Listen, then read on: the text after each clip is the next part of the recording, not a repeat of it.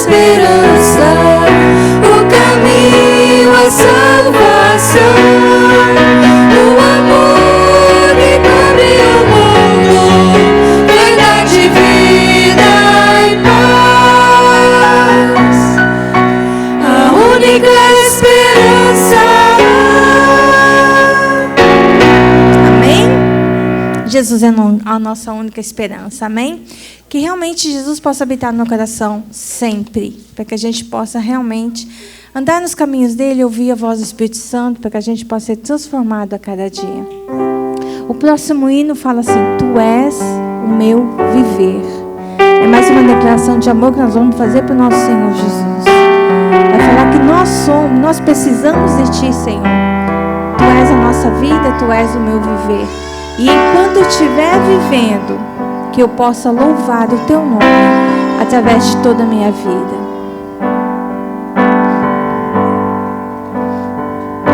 Enquanto eu viver, enquanto eu respirar, Teu Santo Espírito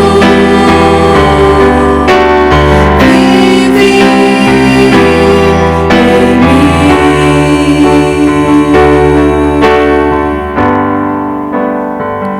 Meu alimento e pão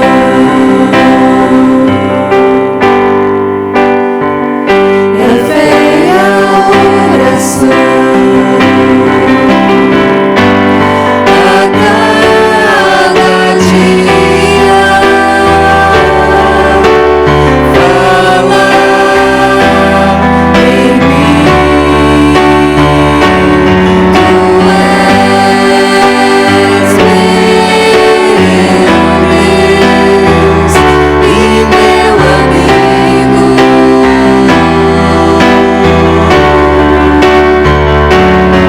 Eu quero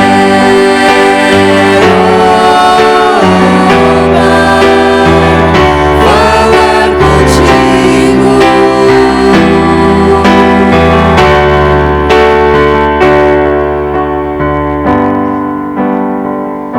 Enquanto eu viver, enquanto eu respirar, Teu Santo Espírito vive em mim.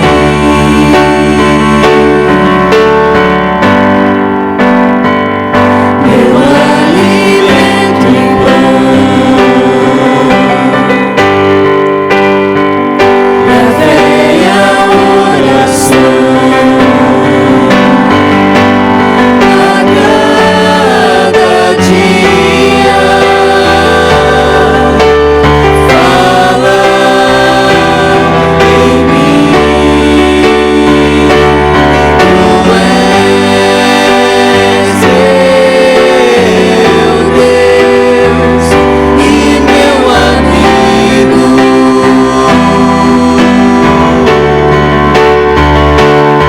Eu quero, ó Pai, falar contigo.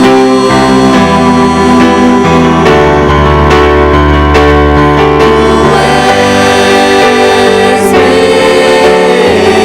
Deus e meu amigo.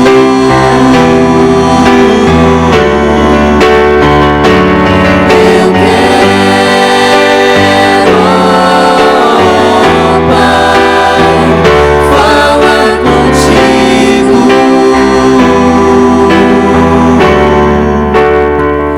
A sós contigo.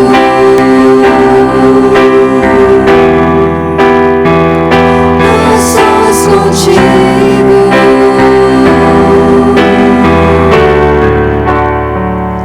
A sós contigo. Amém? Vamos ficar em pé. E agora nós vamos fazer uma outra adoração ao Senhor. vai falar: Senhor Deus de Israel. E nós vamos conversar com Ele. Ele é o Deus Todo-Poderoso. Ele é o Deus que tudo pode. O que você deseja que Ele faça na sua vida? Esse é o momento de você conversar com Ele e pedir. Pedir que Ele habite em você. Pedir que Ele te transforme. Pedir que Ele te ajude. Pedir o Espírito Santo. Deus de Israel, Cristo Jesus, habita em mim, Espírito luz, grande é o teu nome, ó Deus de Israel, pois tu criastes a terra e o céu. Hoje tua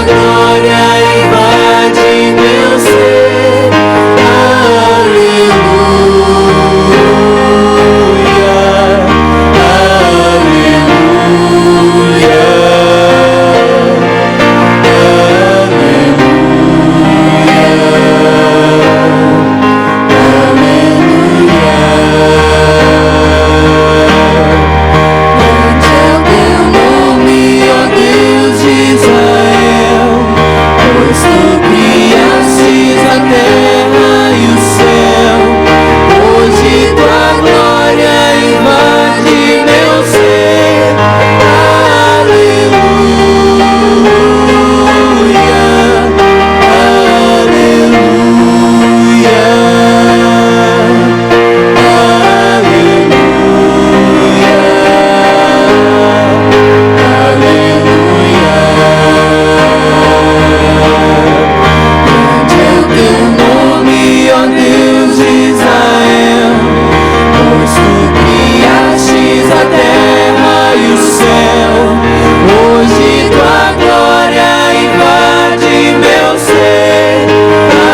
Aleluia,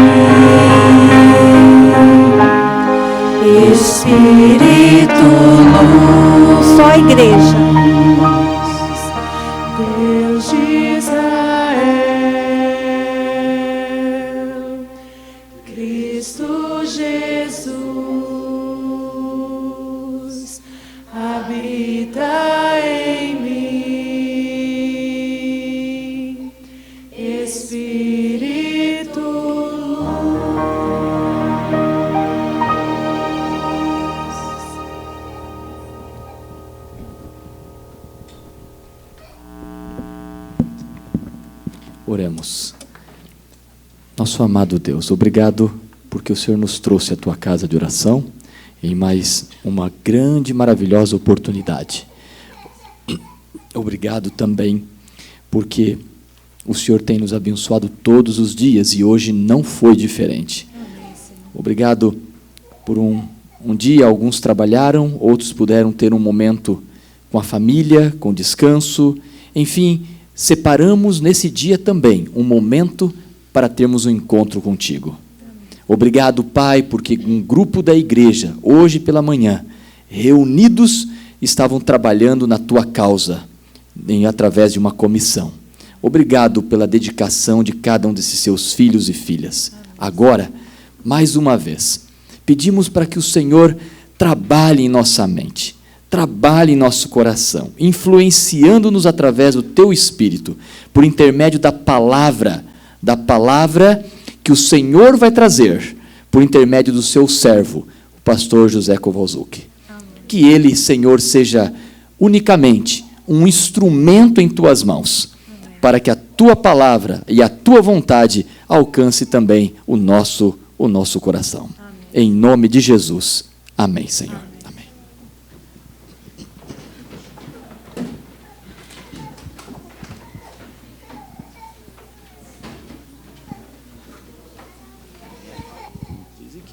Diz que é minha vez.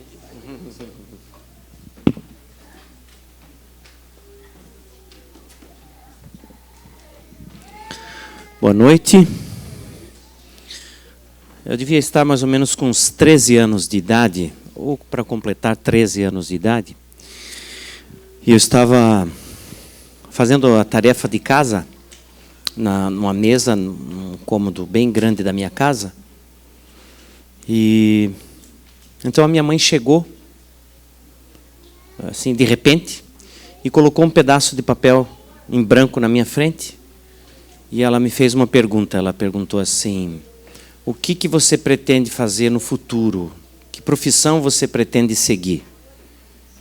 E naquela época, era o comecinho da década de 70, um pouco mais talvez.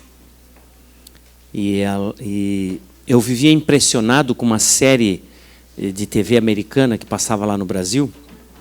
Vocês são todos jovens, não devem ter ouvido falar dela, mas eu vou falar o nome. A série chamava-se O Homem de 6 milhões de dólares. Vocês nunca ouviram falar. É a história de um aviador, um piloto de testes da Força Aérea Americana que sofre um acidente. E ele é reconstruído. Mas o que me fascinava naquela série era a questão da aviação, né, essas coisas e tal. E eu, quando ela me perguntou isso, eu respondi assim, bem rápido. Eu disse: eu quero ser da Força Aérea Brasileira. Quero trabalhar na Força Aérea Brasileira. E ela pegou e disse assim: escreva aí. E eu escrevi o que eu queria, tal, naquele pedaço de papel. E depois ela disse assim: coloca a data. Eu coloquei. E ela me disse: agora assina. Eu assinei, e ela pegou aquele papel e eu nunca mais vi. O tempo passou. E não muito tempo depois dali, eu cumpri o meu tempo do serviço militar e ingressei na Força Aérea Brasileira. E acabei me tornando militar de carreira da Força Aérea, trabalhando com telecomunicações aeronáuticas, com meteorologia, com plano de voo, essas coisas. E depois de já muitos anos na Força Aérea, um dia eu fui visitar minha mãe. E a gente conversou muito. Ela já estava bem de idade.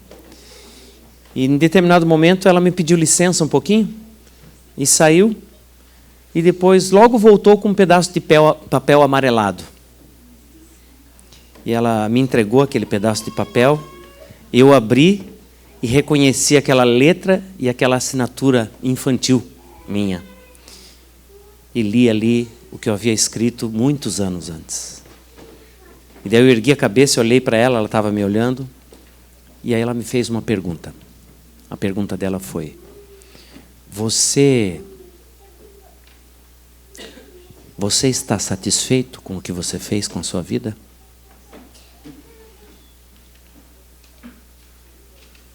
Talvez essa foi a pergunta mais pungente que a minha mãe me fez em toda a vida.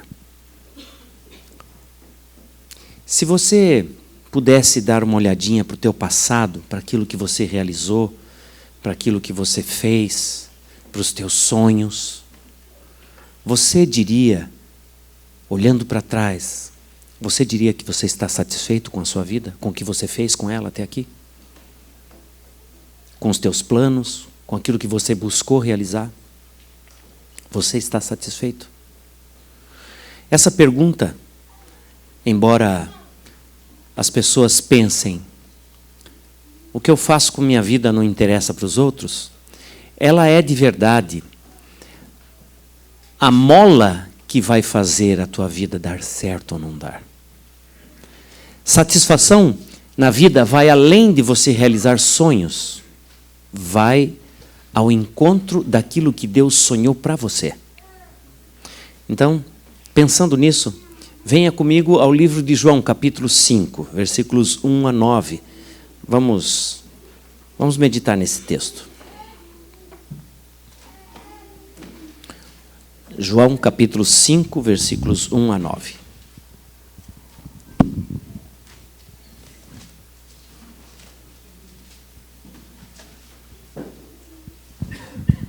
A versão que eu estou usando é a versão revista e atualizada no Brasil.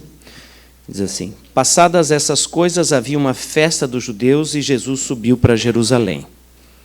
Ora, existe ali junto à porta das ovelhas um tanque chamado em hebraico Betesda, o qual tem 5 pavilhões.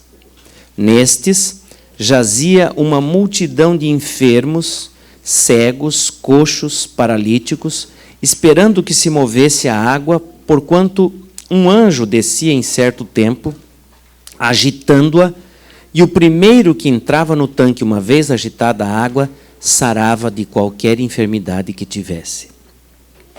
O versículo 5 diz: estava ali um homem enfermo, havia 38 anos. Esse texto é um clássico das Escrituras. Ele mostra um evento ocorrido em Jerusalém. Essa é uma foto já antiga de Jerusalém. Jerusalém foi uma cidade muitas vezes destruída e reconstruída. De fato, se você vai hoje a Jerusalém, e você vai procurar esse tanque de Betesda, ele vai estar, você vai precisar descer 5 lances de escada para chegar até o tanque de Betesda, porque ele ficou soterrado. Esse tanque de Betesda, que ficava junto à porta das ovelhas, essa porta das ovelhas não é uma porta como a gente conhece. Na verdade, era uma passagem no muro por onde os pastores traziam os animaizinhos e eram lavados nesse tanque para serem oferecidos em sacrifício ali no templo. Então, essa era a porta, chamada Porta das Ovelhas. Essa é uma foto mais recente de Jerusalém. Jerusalém é uma cidade que respira religião. Eu comprei essa foto de verdade e fiz uma análise com uma lente de aumento e descobri uma coisa interessante. Nesse quadrante aqui, ó, nesse quadrante que eu estou apontando para vocês aqui, ó, tem 18 construções religiosas. Jerusalém foi conhecida durante muitos anos como a cidade sagrada das 3 religiões. 3 religiões tiveram seu berço aqui, em Jerusalém. E você está vendo aqui, em primeiro plano, a mesquita chamada a Cúpula da Pedra. Nesse lugar, os muçulmanos construíram essa mesquita, e essa cúpula aqui é de ouro mesmo. E esse lugar, acreditam os muçulmanos, é exatamente o lugar onde Abraão ofereceu o seu filho Ismael em sacrifício. Bem ali. Desculpe? Eu falei o quê? Eu falei Ismael? Então acertei, porque eu falei que os muçulmanos acreditam. Ok? Os muçulmanos acreditam que o filho da promessa é Ismael. Eles também acreditam que foi desse lugar que Mohammed, o que nós conhecemos por Maomé, foi para o céu assim que morreu. Jerusalém é uma cidade que respira religião.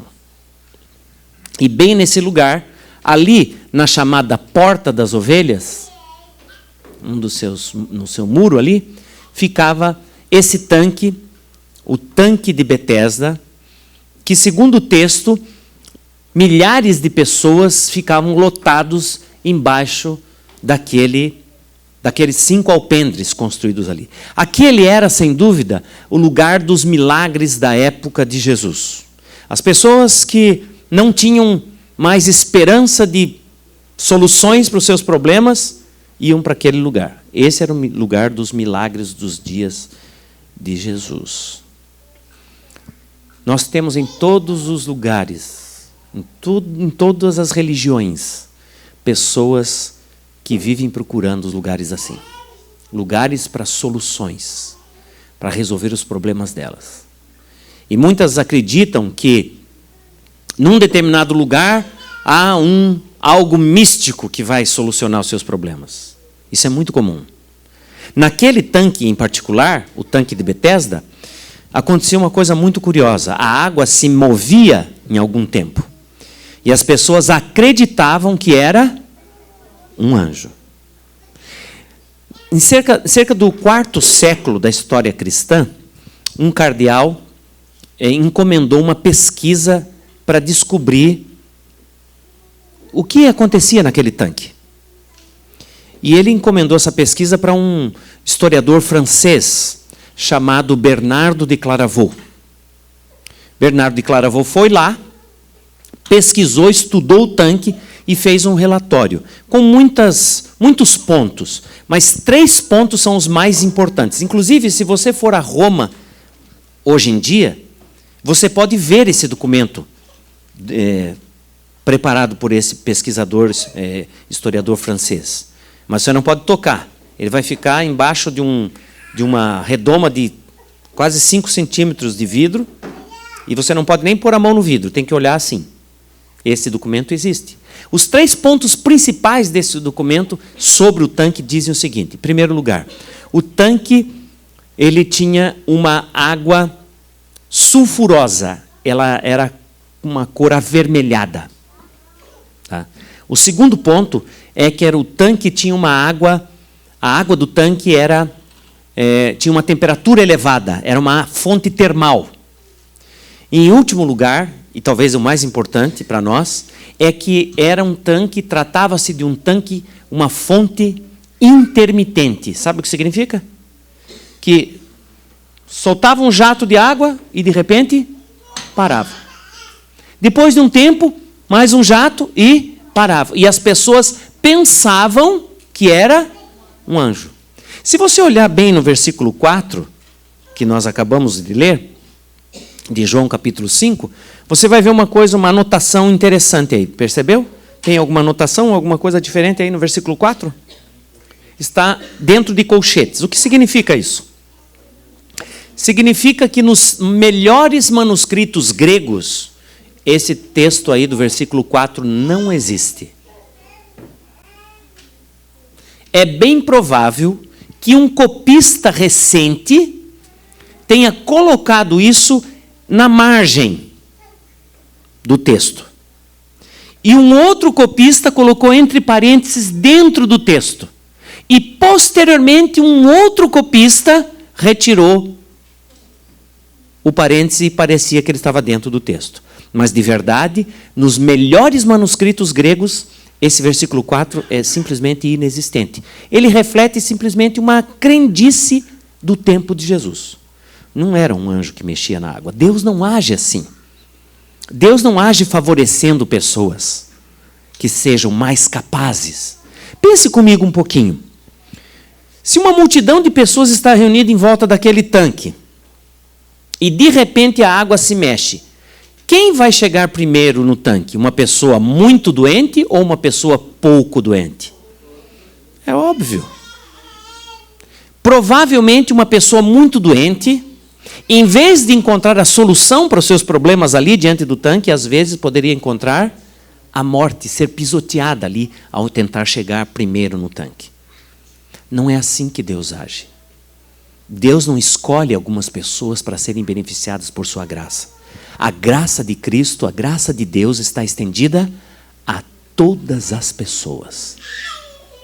O dom gratuito de Deus está com acesso livre a todas as pessoas, sejam elas hábeis ou menos hábeis. Mas as pessoas continuam procurando esse lugar místico, um lugar especial para receber a graça de Deus. A graça de Deus está aí mesmo onde você está. Deus te alcança aí onde você está. E não importa como você está, a graça de Cristo te alcança aí mesmo. Pessoas procuram esses lugares maravilhosos. Não sei se você conhece, mostrando assim, você conhece a fisionomia desse indivíduo aqui. Alguém lembra? Quem é? Reverendo Jim Jones. Jim Jones criou uma religião mística. E nessa religião mística de Jim Jones, ele dizia assim: se vocês tiverem fé no profeta de Deus que sou eu poderei mostrar para vocês as portas do paraíso. E as pessoas perguntavam: como que a gente pode demonstrar fé no profeta de Deus que é você? Passem os seus bens para o meu nome, suas propriedades para o meu nome. Você acha que alguém fez isso? Muitas pessoas fizeram. E ele comprou uma propriedade fora dos Estados Unidos, na Guiana, e construiu lá um lugar espiritual e místico. E as pessoas saíram daqui dos Estados Unidos para morar lá. E quando estavam lá já, ele preparou uma bebida, um refresco, e colocou nessa bebida cianureto, à vista de todos.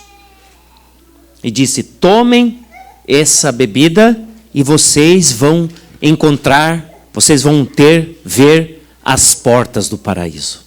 Você acha que alguém bebeu essa bebida?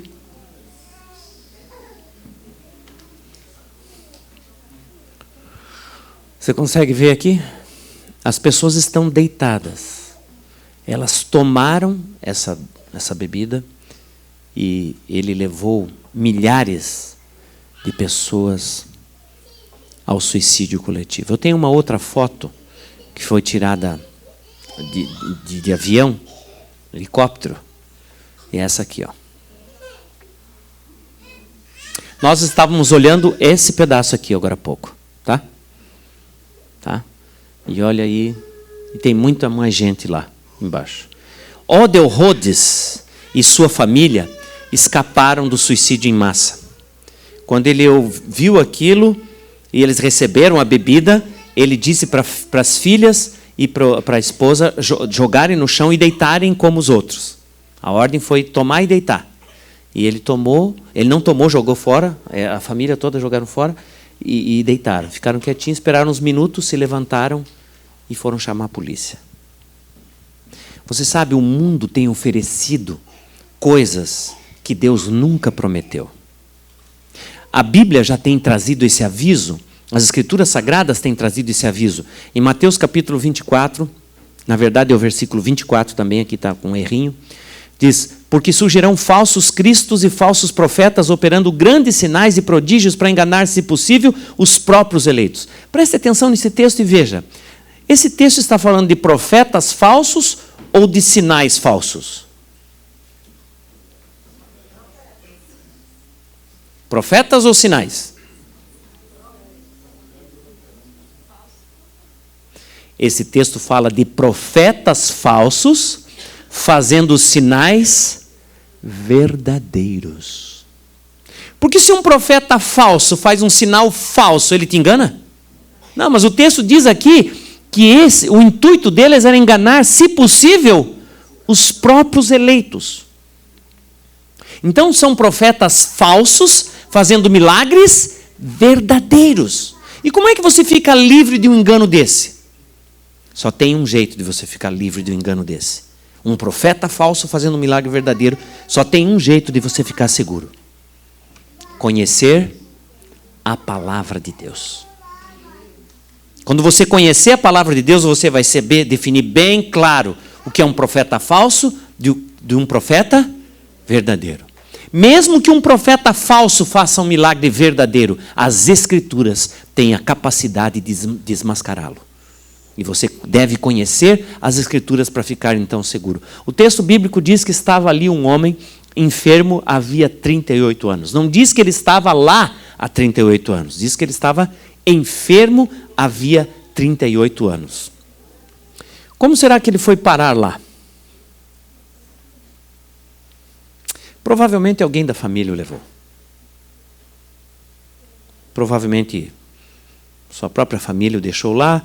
Talvez deixou de manhã, foi buscar à tarde, passou o dia lá tentando chegar primeiro no tanque, não conseguiu. Como ele não voltou para casa, a família foi lá buscar. Talvez mais um dia, outro dia. A verdade é que um dia a família desse homem cansou. Eu tenho visto por aí muitas famílias que cansam. Eu tenho visto esposos que dizem assim: pastor, cansei. Cansei da minha mulher. Não aguento mais. Eu tenho visto esposas dizerem: pastor, estou cansada, não aguento mais esse jacaré. Eu quero liberdade. Eu tenho visto pais cansarem dos filhos. Eu tenho visto filhos cansarem dos pais. O fato é que um dia essa família cansou desse trabalho e deixou esse homem ali. E agora ele morava lá. Ele ficou ali durante algum tempo.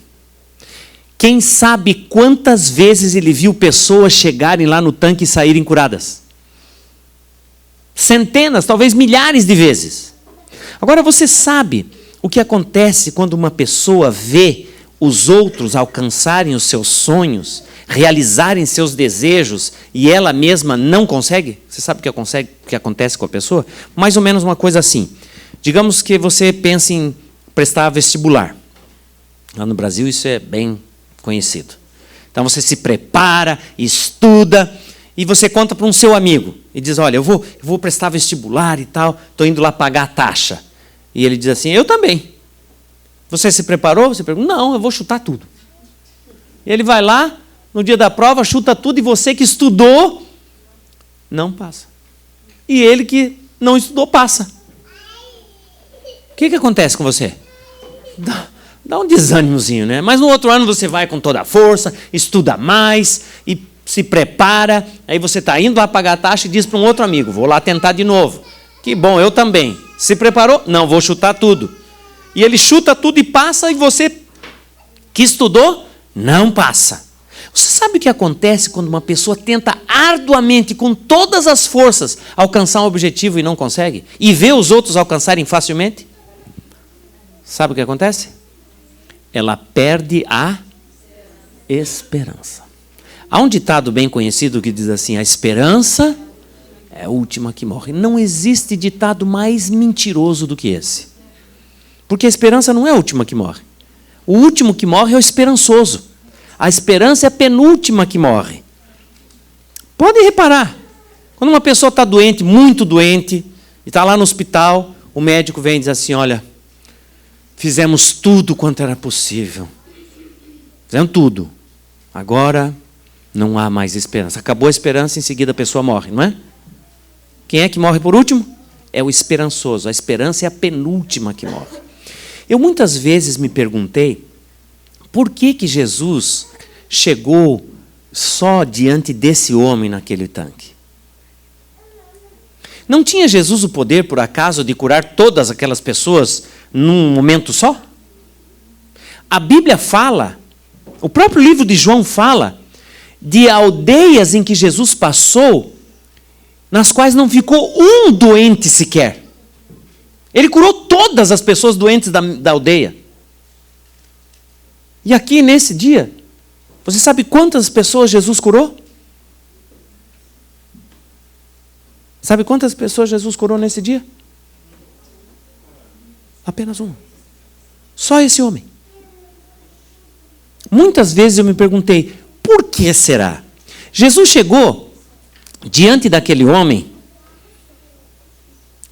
Talvez ele foi andando ali, viu várias pessoas, e eu acredito que Jesus podia andar livremente naquele dia. Era um sábado. Ele conseguiu andar no meio daquela multidão, milhares de pessoas ali apertadas, procurando um lugar para ver o tanque se jogar quando o tanque mexesse a água. Ele podia andar tranquilamente por ali. Esse tempo, com certeza foi no início do ministério de Jesus. Porque no fim do ministério de Jesus, Jesus não conseguia nem andar na rua. As pessoas o agarravam, pegavam na roupa dele, o abraçavam. Ninguém conhecia Jesus aí. Ele foi andando até chegar nesse homem. Ele chegou bem nesse homem. E para esse homem, ele fez essa pergunta. Queres ser curado? Por que Jesus não curou outras pessoas? Por que Jesus chegou nesse homem aí? A resposta é simples. Esse era o caso mais desesperador de todos. Esse homem já havia perdido a esperança. Ele viu várias pessoas chegarem lá no tanque e serem curadas, e ele mesmo nunca conseguiu. Ele presenciou o milagre na vida dos outros milhares e milhares de vezes, e nunca conseguiu chegar lá. Então, ele se conformou com esse estado de coisas e disse: eu não tenho esperança. Eu não tenho esperança. Para mim acabou, eu vou morrer aqui mesmo. Então ele estava ali e Jesus chegou exatamente nele. Quem sabe Jesus ficou parado um pouquinho olhando ele. E de repente esse homem foi dar uma olhadinha no tanque e olhou que alguém estava observando. Era Jesus, e Jesus fez essa pergunta: você quer ser curado? Quando eu li esse texto pela primeira vez, eu era um adolescente. E eu li essa pergunta de Jesus na Bíblia, e honestamente vou dizer a você, eu pensei assim, parece que Jesus não é muito esperto. Porque o homem estava ali no lugar dos milagres. Você acha que ele estava lá para apanhar sol? Não. Ele estava lá para quê? Para ser curado. E Jesus chega para ele e pergunta: você quer ser curado? Na minha cabeça funcionou mais ou menos assim. É como se você olha uma pessoa que está com muita sede, ela está suada, e ela chega no bebedouro, coloca a água no copo, e quando ela vai beber, você pergunta: está com sede? Ou você vê uma pessoa com muita fome, ela chega do trabalho em casa, toma seu banho, troca de roupa, desce, coloca a comida no prato, e quando ela vai dar a primeira garfada, você pergunta: está com fome? Não, Pedro Bó, só vou brincar de comer. Por que Jesus fez essa pergunta? Durante muitos anos eu não entendia o sentido dessa pergunta de Jesus. Até que eu cheguei em São Paulo.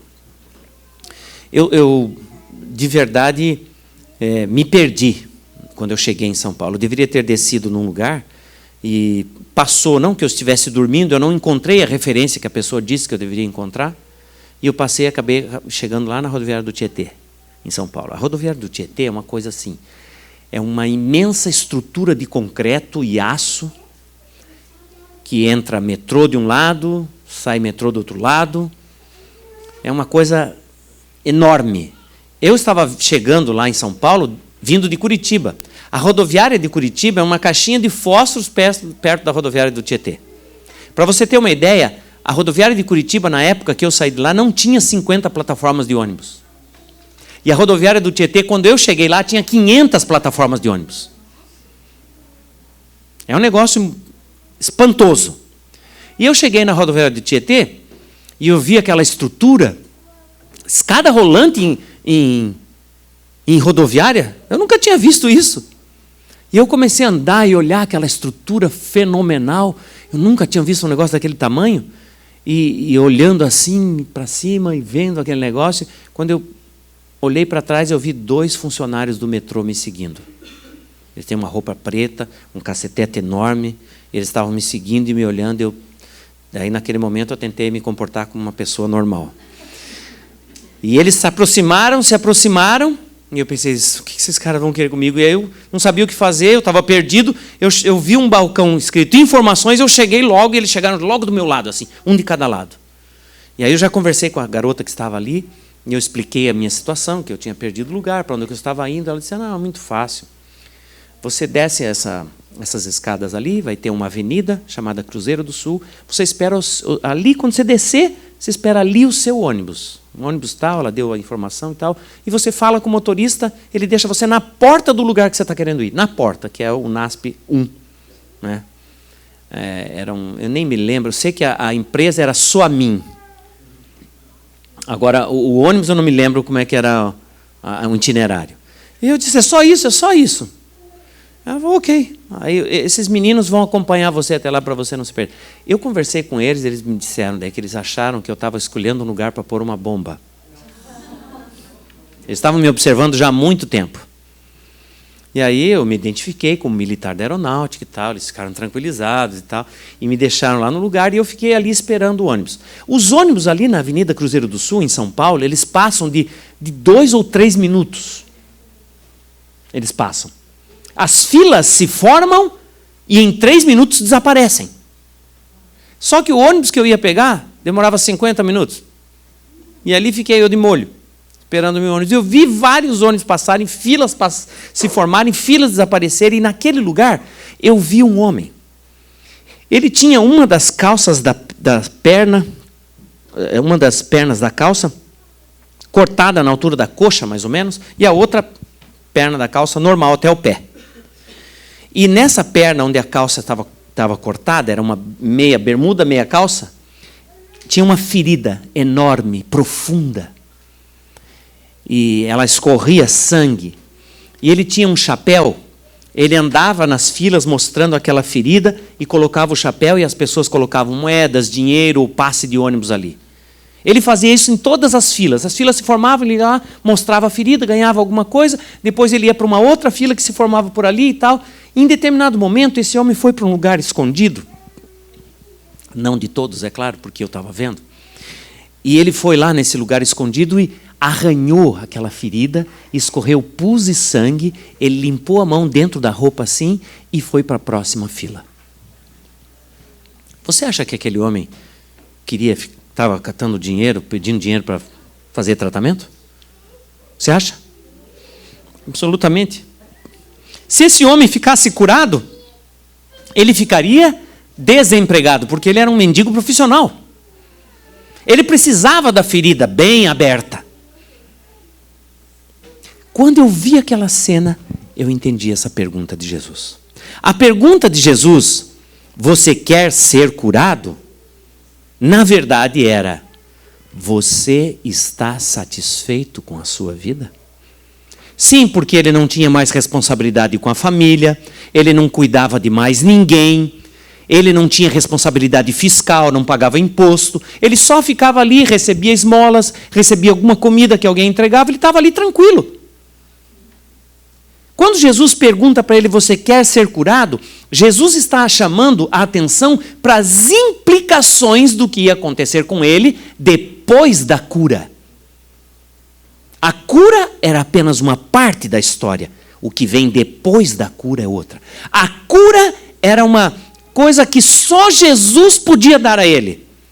Mas o que vinha depois da cura dependia inteiramente dele. E ele teria que viver uma vida, teria que ser produtivo novamente, ele teria que buscar um emprego novamente, ele teria que buscar a família novamente, por si só. A ajuda de Deus iria até a cura. Depois da cura, era com ele. O homem respondeu a pergunta de Jesus assim, Senhor, eu não tenho ninguém.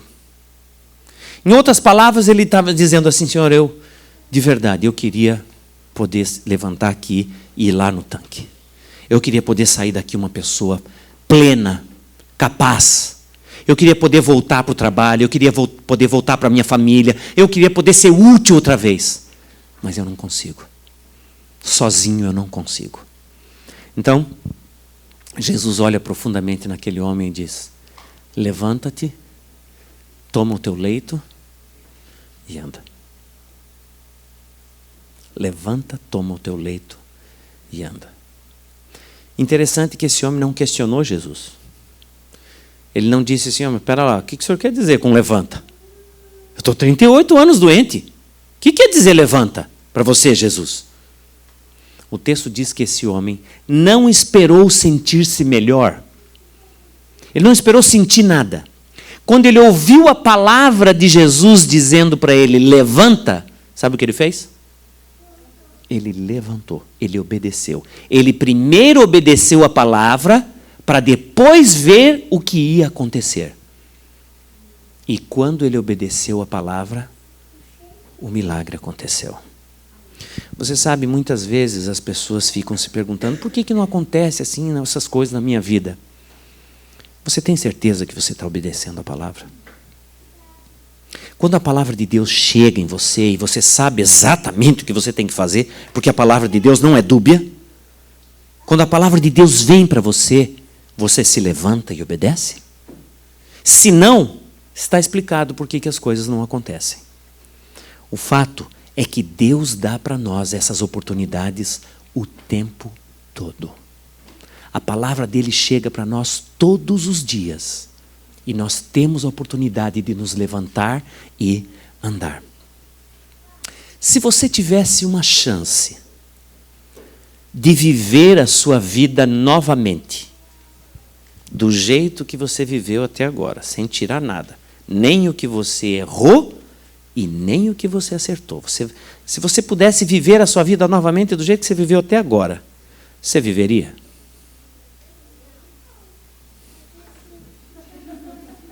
Eu tenho feito essa pergunta em alguns auditórios. Em geral, a resposta é essa. Não, pastor, eu queria mudar uma coisinha, eu falei um negócio para alguém uma vez, me arrependo até hoje.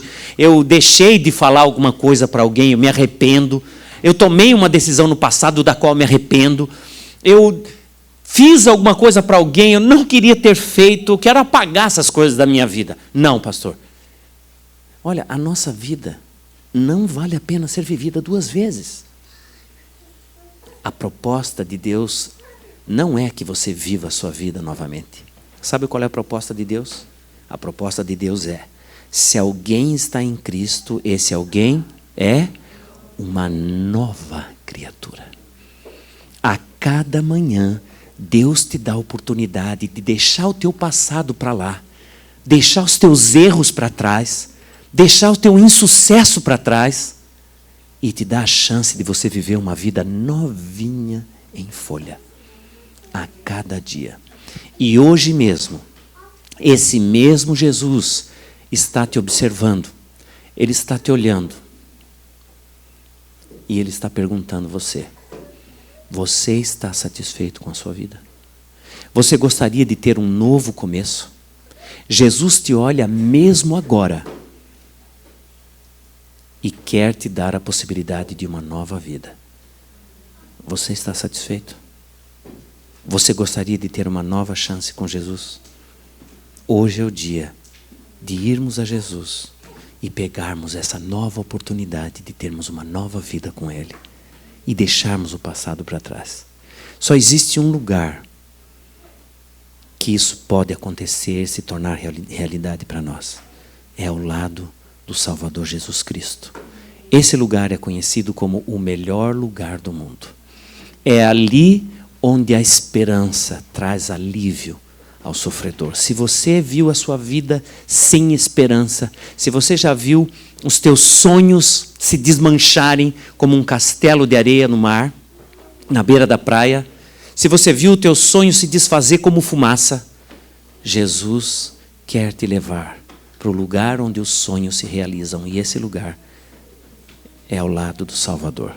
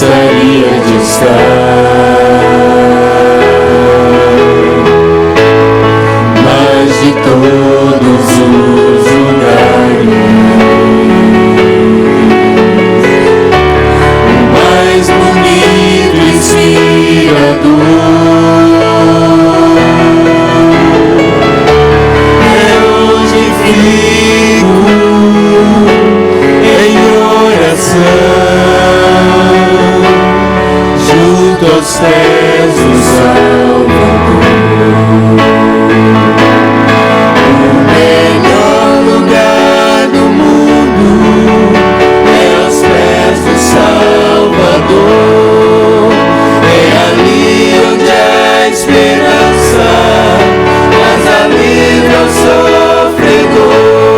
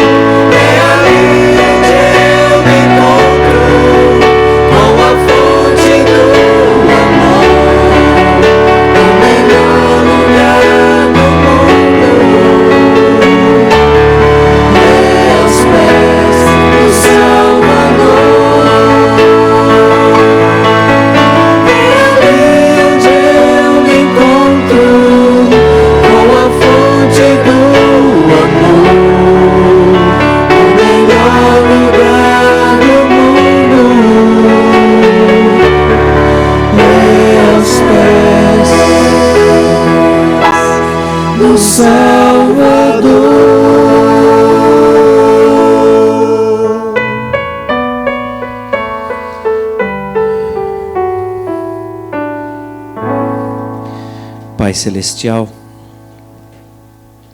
enquanto ouvimos a Tua voz falando conosco pela Tua palavra nessa noite, reencontramos a esperança que um dia havíamos perdido. E enquanto ouvimos o Senhor nos perguntar: você está satisfeito? Cresceu dentro de nós a resposta: Senhor, não.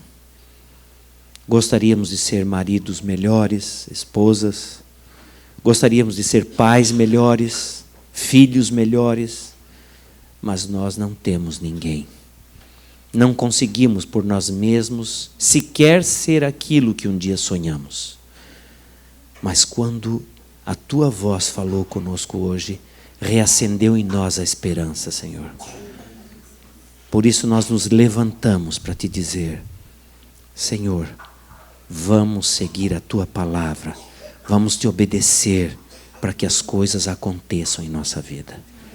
E mesmo que haja um sofrimento de poucos ou muitos anos, como o personagem da história bíblica, ainda assim preferimos colocarmos-nos ao lado ou no melhor lugar do mundo, que é ao lado do Salvador. E ao voltarmos, Senhor Deus, para a nossa casa, não queremos voltar sozinhos, queremos que o Senhor venha conosco. E em cada passo da nossa caminhada, o Senhor nos erga, nos dê forças para sairmos vitoriosos a cada dia. Leva-nos, portanto, com segurança para a nossa casa e nos abençoa. Nós oramos no nome do Salvador Jesus. Amém, Senhor. Amém.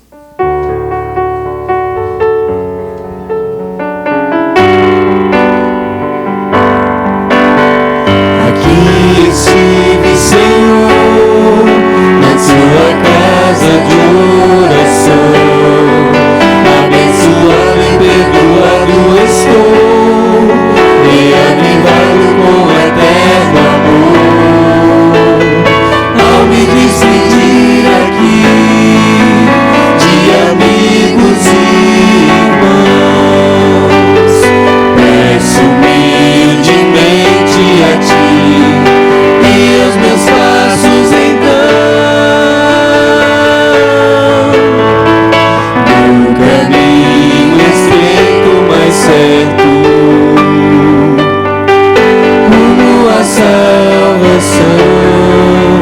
Com Jesus eu sou, com Jesus eu vou. Amém, amém.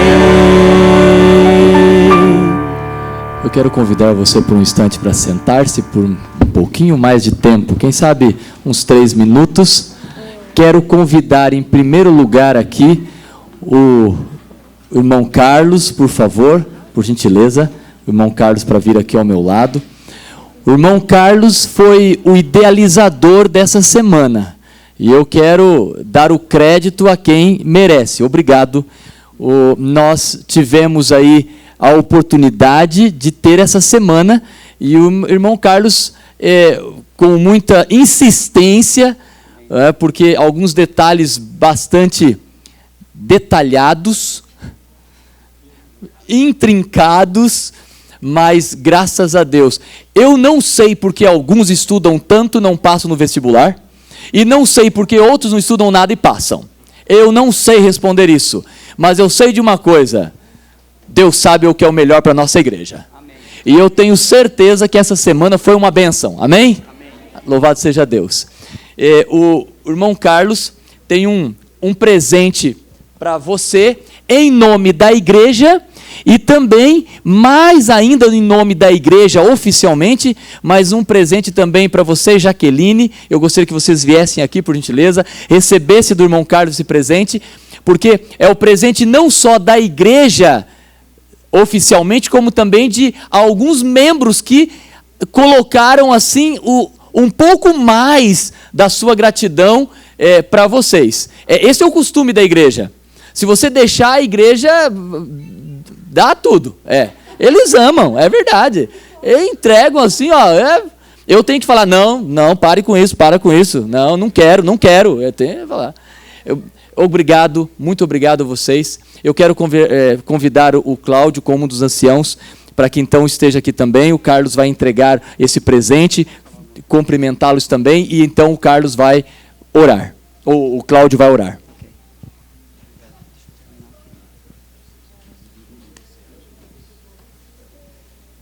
Bom, antes de entregar o presente, pastor, eu quero que vocês, ao saírem daqui, tenham a certeza, mais do que nunca, que Deus planejou que vocês estivessem aqui nessa igreja.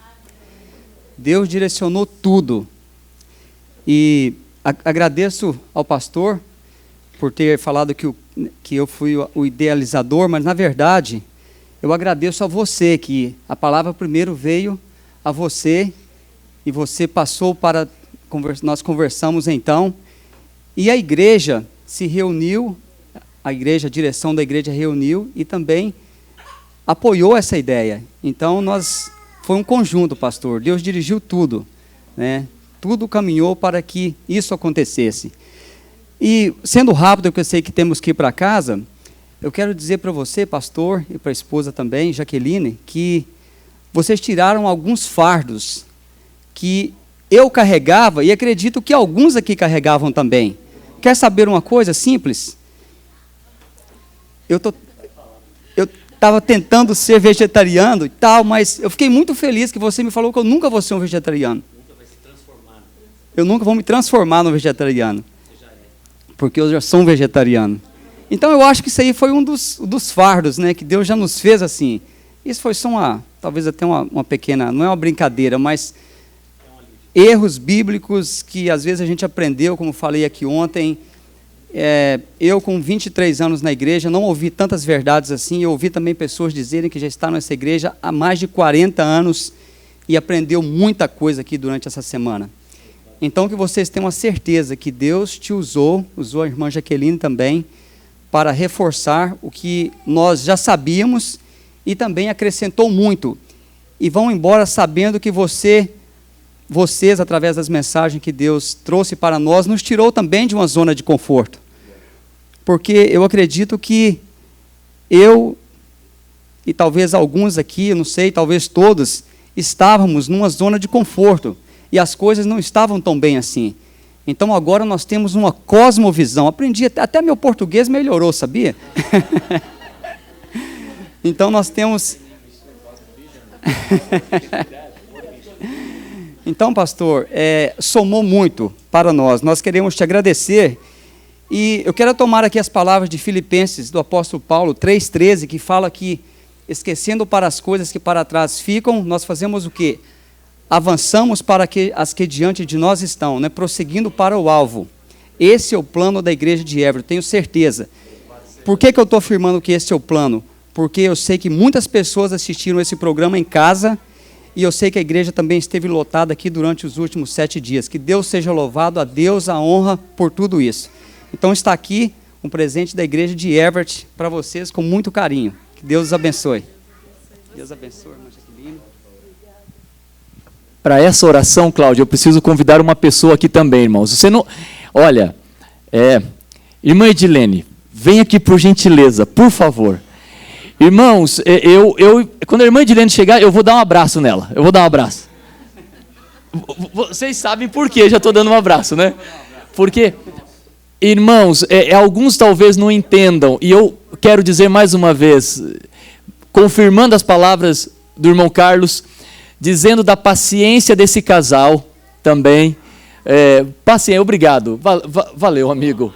Obrigado, meu amigo, valeu. Obrigado mesmo, porque, irmãos, eu estava tendo outra semana de oração, com outras pessoas em casa, pessoas da família também chegando, outras lá, e aí a irmã Dilene chega, eu posso levar o pastor para casa. Falei, não, mas eu tenho que levar lá, pois não tenho lugar lá, e agora o que eu vou fazer? Tivemos a ideia, colocar a Jaqueline e o pastor José Kowalczuk no sofá. Aí alguém disse, não, eles não vão gostar. Você ia gostar? Como se fosse um sofá assim. E a irmã Edilene, queridos, obrigado pela paciência, obrigado pela dedicação, Edilene. Pronto, agora todo mundo vai querer levar. Agora. Obrigado. Vamos orar pedindo a bênção sobre esse casal que já é abençoado, que o Espírito Santo continue conduzindo-os no seu ministério? Claro. Quero agradecer primeiramente a Deus a oportunidade de estarmos aqui nessa igreja e principalmente de conhecer cada um de vocês. Isso para mim foi um grande presente. E agradecer a Edilene por ceder um espaço da sua casa. Passamos dias maravilhosos lá. Não esqueceremos. Tá bom, já disse tudo que eu ia dizer. Você já disse tudo que eu ia É dizer. isso. Obrigada. Menos as lágrimas. Faça uma oração conosco. Vamos levantar? Soberano e eterno Deus, nós estamos muito felizes, pois passamos dias maravilhosos, onde tivemos a Tua palavra sendo aberta e vidas sendo transformadas através da Tua santa palavra, Senhor. De maneira toda especial, nós queremos Te pedir que derrame as bênçãos sobre a vida da Edilene e do Carlos, e eles continuem sendo essas pessoas maravilhosas que são, e eles continuem sendo tão especiais como tem sido até o presente momento, Senhor. E de maneira, Senhor, muito especial, abençoe o ministério do pastor e da Jaqueline no Brasil, e aonde eles forem convidados nesse mundo, eles possam ir e se tornarem essa bênção como foi para nós desses dias, Senhor. E o ministério do pastor, aonde ele possa trabalhar, ele possa ser abençoado ricamente por Ti, e vidas possam ser transformadas como vidas que foram transformadas e serão, Senhor. Abençoe também a nossa igreja, Senhor, para continuar absorvendo as mensagens, a importância da Tua palavra para botarmos em prática e aprendemos nessa semana, Senhor. Toma, Senhor, nossas vidas e nos abençoe de maneira toda especial nessa semana que já se iniciou. E ao voltarmos para casa e ao pastor e a sua esposa voltar para o Brasil, e eles tenham uma boa viagem na proteção dos Teus santos anjos, nós oramos por Jesus Cristo. Amém, Senhor.